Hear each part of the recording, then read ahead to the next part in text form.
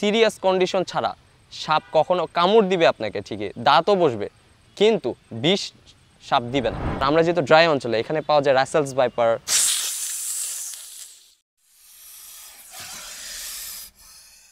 আমার বাসা অ্যাকচুয়ালি পুরান ঢাকা, এবং পুরান ঢাকা সম্পর্কে সবার মোটামুটি একটু হলেও জানা টানা আছে যে আমরা নর্মালি পশু পাখি পালন এবং প্রকৃতির সাথে মিশে থাকার যে ব্যাপারটা, সেটা ছোটোবেলা থেকে আমাদের হাতেখড়ি হয়ে থাকে। এবং আমার চাচারা, আমার দাদারা সবাই কিছু না কিছু পালতো।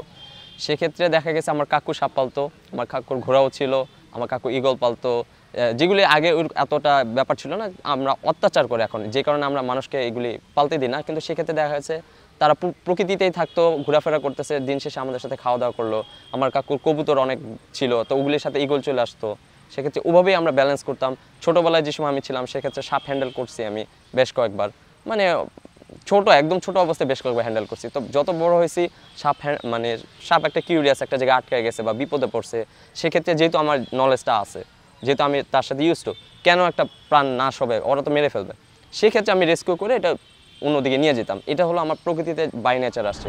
এবং এমন কোনো গৃহপালিত প্রাণী আমার মনে পড়ে না যে আমি পালি নাই, সব ছিল, মানে ইনক্লুডিং মুরগি থেকে শুরু করে সব কিছু, মানে অ্যারাউন্ড মাছ, অ্যালিগেটর। আমার একটা ফিশও আছে, সেটা প্রিহিস্টোরিক্যাল, যেটা প্রিজার্ভেশনের জন্য আমি পালি, সেটা হলো ডাইনোসরের যুগ থেকে আছে, অ্যালিগেটর গার্ড। অ্যাকচুয়ালি মানুষজন দেখে যে আমি সাপ বিষয়ে বেশি ফোকাসড, কারণ হলো এটা নিয়ে আমার কনস্ট্রাকটিভ প্ল্যানিং আছে, যে দেশের মানুষকে আমি কোনো না কোনোভাবে দিতে চাই, যেহেতু সাপে কামড়ে একটা মানুষ মারা যাচ্ছে, কিন্তু একটা তিতিরের কামড়ে, একটা ঈগলের কামড়ে কেউ মারা যাচ্ছে না। সেগুলি কিন্তু আমি ঠিকই রেস্কিউ করতেছি। আমি এখন যেখানে বসেছি তার একটু দূরেই কয়েকদিন আগে একটা ঈগল পাখি বৃষ্টিতে ডানার ঝাপটে পড়ে গেছে। সেই পাখিটাকে আমি কাউকে হার্ম করিনি, এমন জায়গায় রেখে আসছি যাতে মানুষজন সেখানে হার্ম করতে না পারে তাকে। সে পরের দিন যে সময় ডানা ড্রাই হয়েছে আমি চেক করে আসছি, সে উড়ে চলে গেছে। এটা সিম্পল অ্যাজ দ্যাট। সেক্ষেত্রে এই জিনিসটা তো আমি কাউকে জানাচ্ছি না, কিন্তু সাপ বিষয়ে যে সময় কামড় দিচ্ছে মানুষজন কিন্তু তাকে খুঁজে খুঁজে মারতেছে। এই জন্য এই জিনিসটা আমি বেশি ফোকাসে আনতে চাই। প্রত্যন্ত অঞ্চলে একটা ডাক্তার বা ইম্পর্টেন্ট মানুষ যারা আছে, শিক্ষিত মানুষজন, তারা সাপে কামড়ে মারা যাচ্ছে, তারা ভেল পাচ্ছে না। তারা মানে শুধুমাত্র একটা সিম্পল জিনিস, যে জিনিস আমরা প্রডিউস করতে পারতেছি, সেই জিনিসটার অভাবে তাদের প্রাণনাশ হচ্ছে, হচ্ছে, তখনই তার ভীতিটা জাগে। ভীতিটা আমরা কখনোই মানুষকে শুধু সচেতনতা দিয়ে কমপ্লিটলি অফ করতে পারবো না।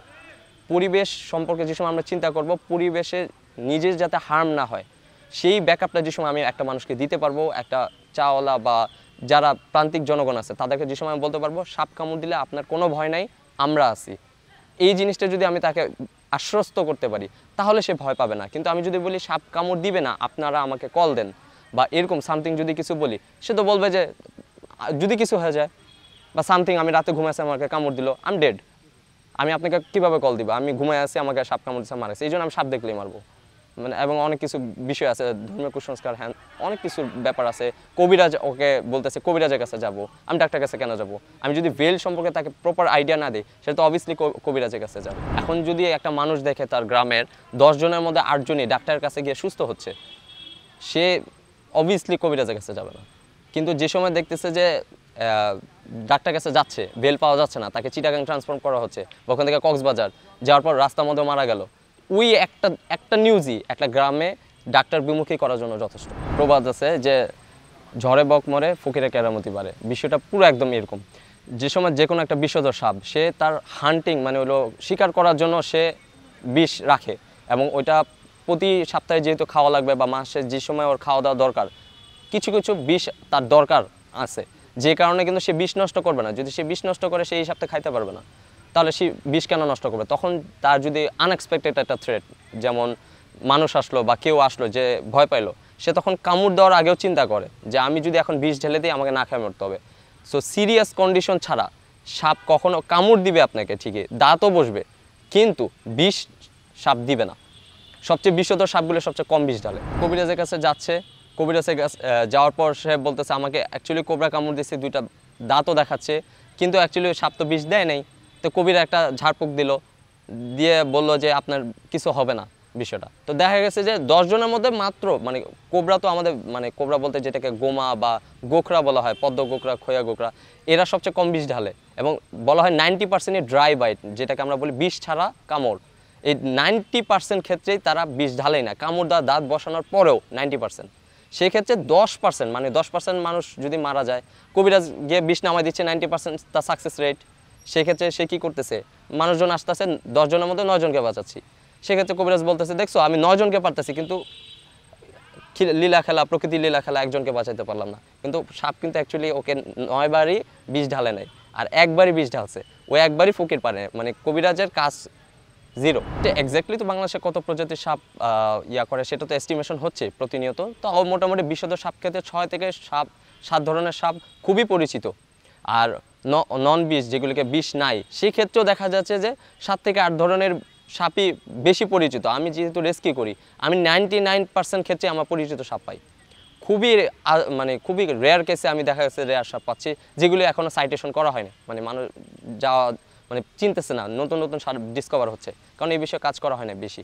তো সেক্ষেত্রে মানুষজনকে যদি আমরা এই 7 থেকে 8 ধরনের বিষধর সাপ পরিচিত করা দিই, বা এটা কামড় দিলে কী হবে, জাস্ট সাপ দেখা মানে সাপ চেনা কিন্তু কোনো ডিফিকাল্ট কিছু না। ওর দিকে তাকালে ওর কালার এবং প্যাটার্ন এই দুইটা দেখলে মানুষ একদম ভুল হওয়ার কোনো চান্স নাই, খুবই কম। সেক্ষেত্রে 2-1টা সাপের ক্ষেত্রে কনফিউশন থাকে, বাকি সবগুলি কিন্তু হবে।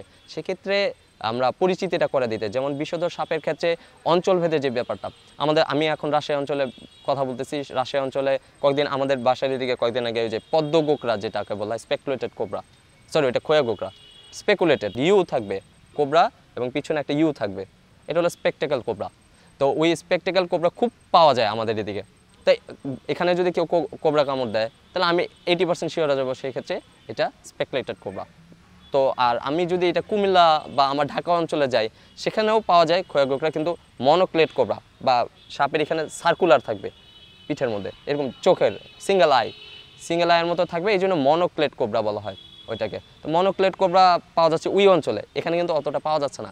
এরপর ব্যান্ডেড ক্রেট, যেটা হলো অন্যতম পৃথিবীর সবচেয়ে বিষধর সাপ, এটা এবং সাদা হলুদ কালো হলুদ এভাবে ডোরা কাটা থাকে, সেটা বেশিরভাগ ক্ষেত্রে কুমিল্লা অঞ্চল, চিটাগাং যেসব হলো মানে পানি বেশি, হিউমিডিটি বেশি, এইসব অঞ্চলে পাওয়া যায়। আর আমরা যেহেতু ড্রাই অঞ্চলে, এখানে পাওয়া যায় রাসেলস ভাইপার, তারপরে একটু ওয়ালস ক্রেট, মানে হলো যে এরকম থাকে প্যাটার্ন থাকে, যেটা হলো অ্যাকচুয়ালি ক্রেট বংশভূত, এগুলি পাওয়া যাচ্ছে। বেত আছড়া সাপ প্রচুর পাওয়া যায়, যেহেতু ড্রাই অঞ্চল, বেত গাছ হয়, তুত বাগান আছে, এইসব জিনিস পাওয়া যাচ্ছে। অঞ্চল ভেদে অ্যাকচুয়ালি আমরা যে সময় এক জায়গায় যাই, আমরা গেস করার ট্রাই করি যে এটা এই অঞ্চল, তাহলে এখানে এই ধরনের সাপ থাকতে পারে। সাপ যেহেতু আছে বাংলাদেশে এবং বিষধর সাপ আজীবন থাকবে, এই বিষয়ে যদি পদক্ষেপ না নেয় কোনো না কোনোভাবে, এই যে স্পিসিস যেগুলি আছে, আমি যদি আজগুবি একটা সাপের কামড় খাই, ওটার অ্যান্টিভেনম আমার কাছে থাকবে না, এটা খুবই স্বাভাবিক, কারণ ওই সাপের বিষ দিয়েই ওই সাপের অ্যান্টিভেনম তৈরি হয়। তাহলে ওই সাপ যদি আমার কালেকশনে না থাকে, আমি অ্যান্টিভেনম কীভাবে বানাবো? হতে পারে ওই সাপ ইন্ডিয়াতে নাই, তাহলে আমি ওই অ্যান্টিভেনম দিয়ে কিন্তু কাজ করতে পারবো না। সেই কারণে সাপ সংরক্ষণ এবং এটা নিয়ে বাণিজ্যিকভাবে বেল উৎপাদন, খামারকরণ, যেহেতু আমাদের জিন বের করতে হবে, অনেক ধরনের জিন থাকে প্রত্যেক, এমনও দেখা গেছে যে এক অঞ্চলে সাপ দিয়ে অ্যান্টিভেনম অন্য অঞ্চলের সাপের কামড়ে সেম গোত্রীয় সেম সব কিছু কাজ করতেছে না। কেন? ওই যে বিষের একটু চেঞ্জ থাকতেই পারে। কিছু মানুষ সাপের খামার করতেছে, কিন্তু কেন করতেছে, কি করতেছে এবং ওটা রিস্ক কি জানতে হবে বিষয়গুলি, সেই প্রফেশনালিজম যেটাকে আমরা বলি সেটা নাই। সেক্ষেত্রে সরকার রিস্কটা নিতে ভয় পায় সেই কারণে, কারণ একটা মানুষ মারা গেল, সাপের খামার আমি যদি লাইসেন্স দিয়ে দিই, সে লোকই যদি সেই সাপের কামড়ে মারা যায় ফোর্সে, সরকারের দোষ হবে এবং এই প্রজেক্টটা নিয়ে আন্দোলনও হতে পারে, অনেক কিছু হতে পারে, প্রজেক্টটা পুরো ধ্বংস হয়ে যেতে পারে। সেক্ষেত্রে আমি যেটা মনে করি কনস্ট্রাকটিভ হিসেবে, যে সরকারের উচিত যে আস্তে আস্তে এদিকে অগ্রসর হওয়া এবং এটাকে পারফেক্ট মনিটরিং। বন বিভাগের সাথে আমরা কাজ করতেছি, ওরা যথেষ্ট উদার, কিন্তু দেখা গেছে সেক্ষেত্রে এই বিষয়ে উদ্যোগ নেওয়ার জন্য ট্রেনিং এবং প্রপার নলেজ আরেকটু সাপ বিষয়ে আরেকটু দরকার। আমরা যেদিকটা অনেক পিছিয়ে আছি, এবং সাপার খামার করতে হলে যেসব কশাস বা রুল মেনটেনেন্স, যেসব রুলস, সেগুলি যে জানানো। এখানে 2-3টা খামার আছে, রাজবাড়িতে আছে, একজনের রুলস ওইভাবে মেনটেন করতেছে না, তাহলে আমি নিজেই পারমিশন দিব না। সেক্ষেত্রে তারাও তো মানে হতাশায় থাকবে যে তারাও তো জানে না এখন কি করবে। তাহলে বন বিভাগের উচিত হবে সেক্ষেত্রে তাদেরকে একটা ট্রেনিং দেওয়া, এবং এইটা আমার সমাজের উপর কী ইম্প্যাক্ট করে, যে আমি একটা বাসা বানালাম, তার পাশেই 1 লাখ সাপের খামার, 1 লাখ সাপ আয়সা একজন তো কামড় দিতেই পারে আমাকে।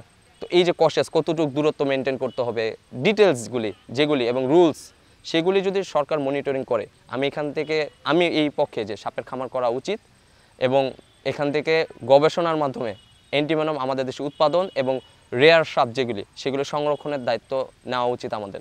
না হলে আমরা পরিবেশবাদী বা আমাদের যে প্রেমটা আছে সেটা ফেক।